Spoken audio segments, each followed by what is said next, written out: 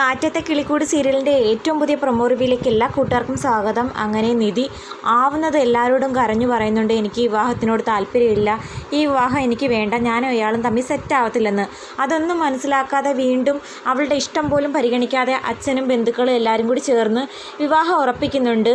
അവൾ ആകെ തകർന്നിരിക്കുവാണ്. പഠിക്കാൻ ഒരുപാട് താല്പര്യമുള്ള പെൺകുട്ടിയാണ്. ഒരുപാട് സ്വപ്നങ്ങളുള്ള പെൺകുട്ടിയെ അടിച്ചേൽപ്പിച്ച ഒരു വിവാഹബന്ധത്തിലേക്ക് തള്ളിവിടുകയാണ്.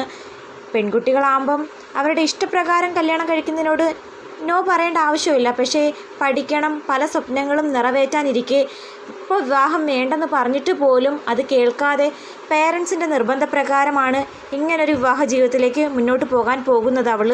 അപ്പോൾ സൂര്യ പറയുന്നുണ്ട്, മാരേജ് സർട്ടിഫിക്കറ്റ് എത്രയും പെട്ടെന്ന് കിട്ടാൻ ഞാനും നിധിയും ഇപ്പം തന്നെ വിവാഹം രജിസ്റ്റർ ചെയ്യണം. സൂര്യ അത് പറയുമ്പോഴത്തേക്കും നിധിയുടെ വീട്ടുകാർക്ക് ഡബിൾ സന്തോഷവും തയ്യാറുമാണ്. എന്നാൽ നിധിക്ക് തീരെ സമ്മതമല്ല. അയാളെ അവൾക്ക് ഭർത്താവായി ഉൾക്കൊള്ളാൻ പറ്റുന്നുമില്ല. കിളിക്കുഞ്ഞിനെ പോലൊരു പെൺകുട്ടിയെ ആ കുരങ്ങൻ്റെ കയ്യിൽ ഏൽപ്പിക്കുവാണല്ലോ എന്ന് വിചാരിച്ചിട്ട് എൻ്റെ കിളി പോയി എന്ന് നമ്മുടെ സുധിയാണെങ്കിൽ നിധിയോട് പറയുന്നുണ്ട്.